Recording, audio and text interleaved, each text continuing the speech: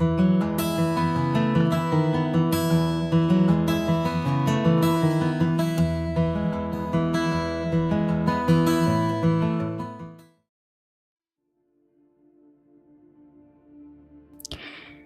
Dragonflies, how is everybody doing? I really hope you're well today. Welcome or welcome back. We are doing another in this series of my favourite tarot cards videos.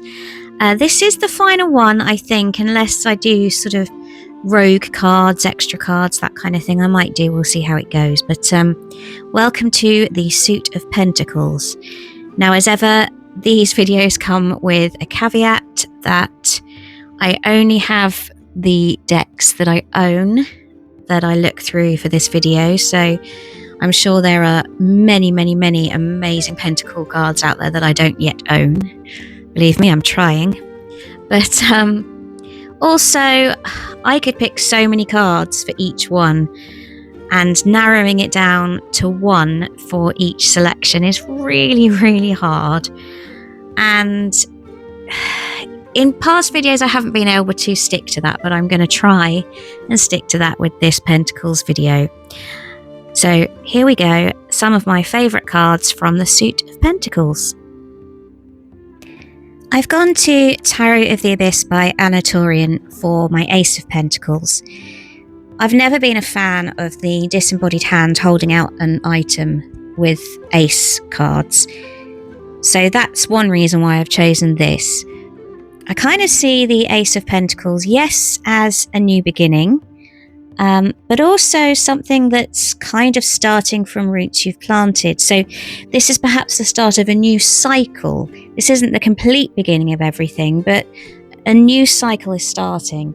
So you have the roots and the grown tree that are already there. That's something you've done before. Maybe that's something you've achieved before. But then you have this little seed that you need to water, that has potential just underneath the ground for something new to come your way, something new to harvest.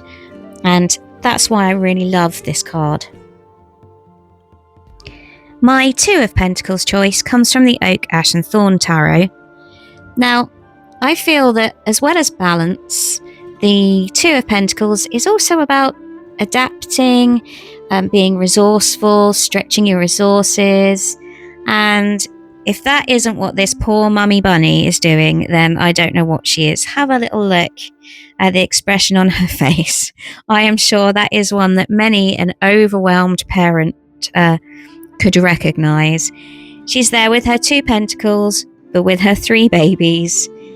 Probably fighting over the pentacles, probably going, Mom, I want it, I had it first.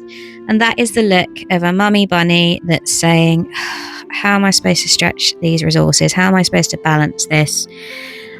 So yeah, I think that that's such a sweet, lovely, and really relatable way of portraying the Two of Pentacles. I love the Three of Pentacles from Chang'an's Illusion Tarot, which is a Kickstarter that I've had delivered in the last few months. I've never really been on board with the Three of Pentacles depiction of a couple of guys who are giving out the instructions, looking at the plans, pointing and saying, oh, I think that should go there, or I think maybe we should do it like that, while one poor guy is doing all the work. So that's why I really like this card. This shows real collaboration, real teamwork, and everybody in this illustration is putting together to make this really huge but special project work.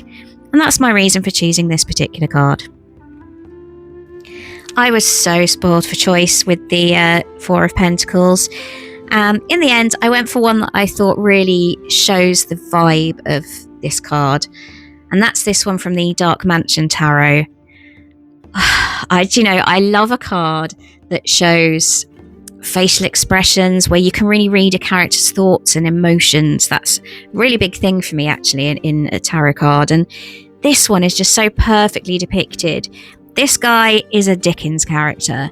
He's Ebenezer Scrooge. He's Fagin. And the way he clings to those pentacles, he is not letting anyone get their hands on them. Probably not even himself. He's earned this money, he's not going to spend it. He's going to keep hold of it. And who's he looking over his shoulder so suspiciously at? I don't know, maybe there's a charity collector and he thinks, no, I don't want to share it with you, Scrooge style. Or maybe he's just looking over his shoulder, afraid of what might come, and he's kind of being frugal and saving. But I love that it seems so simple, but it really, really does portray the Four of Pentacles so perfectly for me. I couldn't not include a card from the wonderful Lightseers Tarot. This time it's the Five of Pentacles. Now, it kind of looks initially like a really kind of standard depiction of the Five of Pentacles. The hardship, the struggle, the adversity, the lost, perhaps past mistakes. For whatever reason, you're shut out in the cold, away from that bright, warming light. But what I love about this card is that it also includes your way out. It also includes this positive message. There's the key just behind her. If she just sat up and looked, there's the key to that massive lock in that door. That's the first step. There is a way through this. It might all seem pretty bleak now, but all you've got to do is just turn around, pick up that key, put it in the lock, and you've made your start. You've made your start to progress to the six, to the next step, to the way forward. And I love that about this card. I've chosen my Six of Pentacles from the Modern Spellcasters Tarot. Now, for me, the Six of Pentacles is mainly about reciprocity, not just giving to those less fortunate, but reciprocity on a much broader spectrum. And I think that this kind of shows that really well. You don't have the hierarchy. You don't have the very obvious split of the rich man in his luxurious robes giving to the poor beggars that are kneeling at his feet. It's not obvious from this card who is giving to who, and actually they're probably giving to each other. Perhaps one friend has agreed to help the other pick their abundance of apples, and in return is getting half of that harvest. Perhaps they've both grown those apples and they're sharing the proceeds, to sharing the harvest. I think it just gives a much broader sort of scope to the meaning of the Six of Pentacles to have this kind of imagery. And that's why I've chosen this card. I really hope that makes sense. I really love this Seven of Pentacles. It comes from the Everyday Witch Tarot. And as well as being adorable, I think it's really stacked with things to read. So, the Seven of Pentacles, you've got your harvest. You are starting to see the rewards of your patience and your progress and your hard work and planning. And you can see that. But also, the grapes, they're not all the same colour. Some of them are still a bit green. They've still got a little way to go. But she's checking on the progress and she can see, do you know what? Yeah, I'm getting somewhere here. They're starting to grow. I'm starting to see the rewards. But then there's the glass of wine and the book. And it means, do you know what? I've set the foundations here. It's starting to pay off. I can sit back for a minute. I can have a glass of wine. I can read a book and just have a minute, knowing that things are coming on okay. And then I even love the little cat in the background, and I always wonder what he's doing. I mean, is he trying to pick the grapes too early? Does he just want to play? Is he taking time out from his hard schedule to just play? I don't know, but there's so many things he could be doing, and I love that when I can see little sort of Easter eggs like that in a card, and this card is just full of them for me. I have gone for a new deck in my collection, the Divine Deco Tarot, for my Eight of Pentacles. Now, the Eight of Pentacles so often depicts manual labour, which, yeah, is fair enough. It's true, you know, it's about craftsmanship and dedication and commitment and focus, all of those things, mastery of a task. But I really like the quietness and stillness of this card. You don't have to be working on something manually. You don't have to be putting in loads and loads of physical work. The focus and the dedication and the commitment can come quietly. Now, I don't know whether she's studying. Perhaps she's studying for exams. Perhaps she's writing a really deep text. Perhaps she's illustrating something. Whatever she's doing, her focus is absolute. She doesn't have to be hammering something, she's using her mind to focus and achieve and master. And I love that nuance in this card. I love that it's depicting the Eight of Pentacles in a really lovely, quiet, calm way. I've turned to another old favourite deck of mine, the Bee Tarot by Christopher Hughes, for the Nine of Pentacles. Dragonflies, there is so much in this card that I could talk about, and I may miss things, but also I really hope I don't go on for too long. Let's start with the obvious. There she is, the Nine of Pentacles, in the luxurious dress that suggests that she has attainment. She has material security. She has wealth and abundance. Around her are the beehives. Perhaps they're the source of her abundance, or perhaps just having them shows self-sufficiency. And then there's other little things, like we have the fact that it's winter. There is snow on the ground. So that suggests we've been through the season where the results, or the harvest, if you like, of the honey has come and gone. And now she can sit back and enjoy the results. She can enjoy the pentacles that she has there in her basket. And I love that. I love the show of kind of time, and you can see the journey that she's been on to get to this point, the 9. You can see that she's worked during the year, and now as the bees hibernate, she can sit back and enjoy the harvest. And also, on the foliage in the foreground, some of it is white, dead, over. But then, towards the bottom, there are the sprouts, the berries. And again, that just shows this turning of the seasons, the turning of the wheel, the fact that, you'll go through some hardship, you'll go through some difficulty, some hard work perhaps, but there will always be something to reward you at the end. And I could go on and on about this card because I love it so much and there's so much in it, but I'll stop there for now. For some reason, I kind of struggled with a 10 of Pentacles today. I don't know. None of them really fit the bill or resonated with me today for some reason. Eventually, I went for the 10 from the Earthwoman Tarot. A, because I just love that deck and every card in it. But also because, again, it kind of broadens the vision for the 10 of Pentacles, if that makes sense. So what we're looking at isn't obviously generations of a family, which is quite often what is depicted in the 10 of Pentacles. Yes, it could be generations of the same family that are shown here. But also it could just be an older woman and her pupils who she is teaching something to.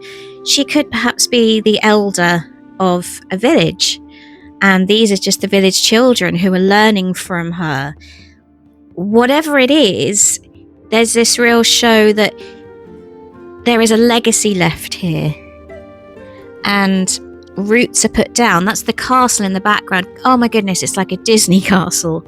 It's like a lovely dream castle, but it's a solid, permanent foundation and a solid, permanent building, and it's stable. It shows stability and again that legacy and success, and I love that. I think this is a lovely card, and I really don't think I've explained that terribly well, but I hope you can see what I'm trying to say.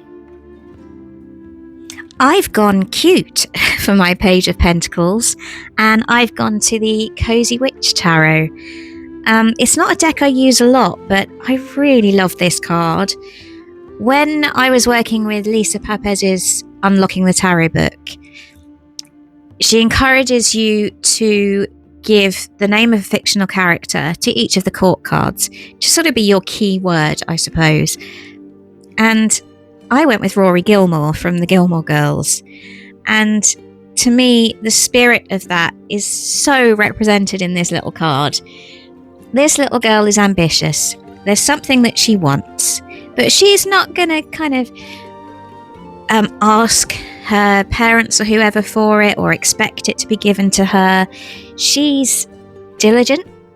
She's goal-oriented. She knows what she wants. And she's come up with this plan to sell her lemonade.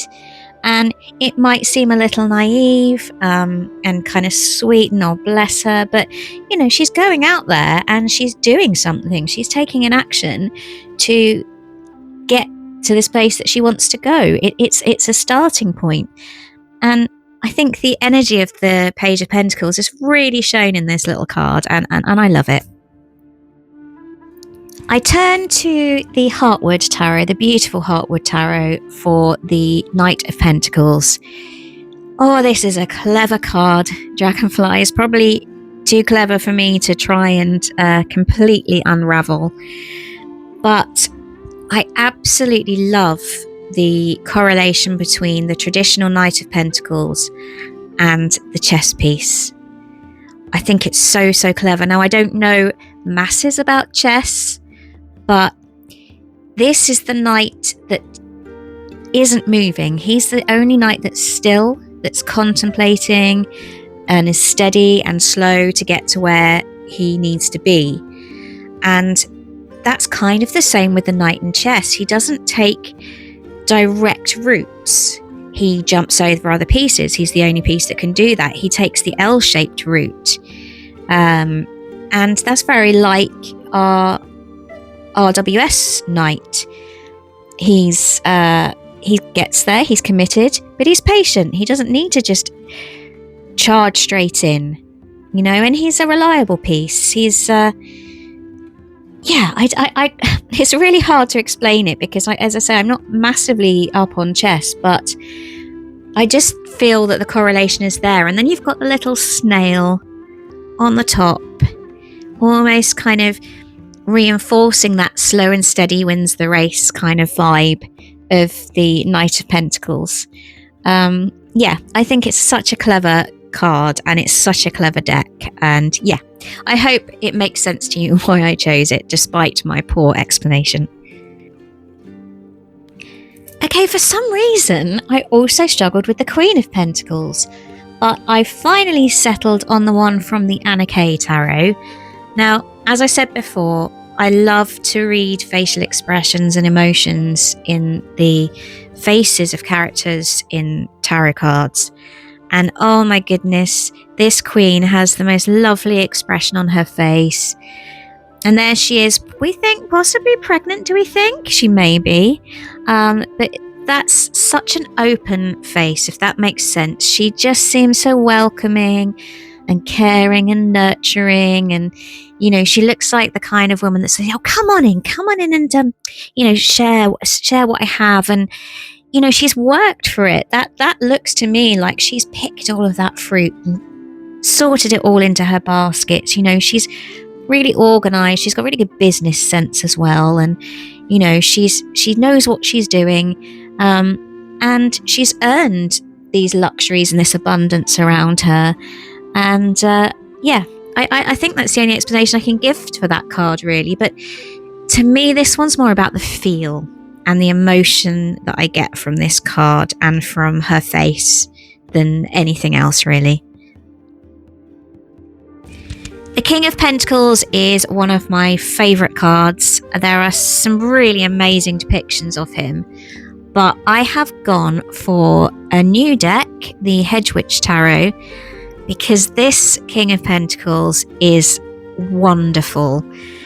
I mean, I really love the imagery of the Oak King, the Holly King, or the Green Man. It's a symbolism that really speaks to me, and he just oozes abundance and prosperity. But, you know, he's wearing armor. So this is a king that's done his work. He's been at the head of his army. He's led his army into battle. You know, he's not just sat there and sat back and let everyone else do it for him. He's done the work. But what he's got is loyalty from the animals around him. He's earned that. You know, he's a provider for them. And his abundance doesn't come in finance. It comes in the fruits and the products and the animals of the forest around him.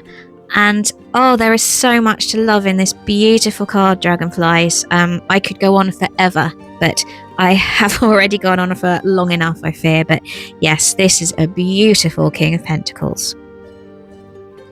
And so there we have it, the final or potentially final video in this My Favourite Cards series. Let me know if you want me to look at some of the sort of extra cards, bonus cards in some of the decks. I'm quite happy to have a go at that. But for now, lovely Dragonflies, thank you so much for watching. I really hope you found this interesting. I know that everybody's interpretation of the cards is so different. We all get something different from the cards, but I really hope you found it interesting to learn the things that I see and the things I look for and the things that I love about this wonderful, wonderful world of tarot. Take care, Dragonflies, and I hopefully will see you all soon.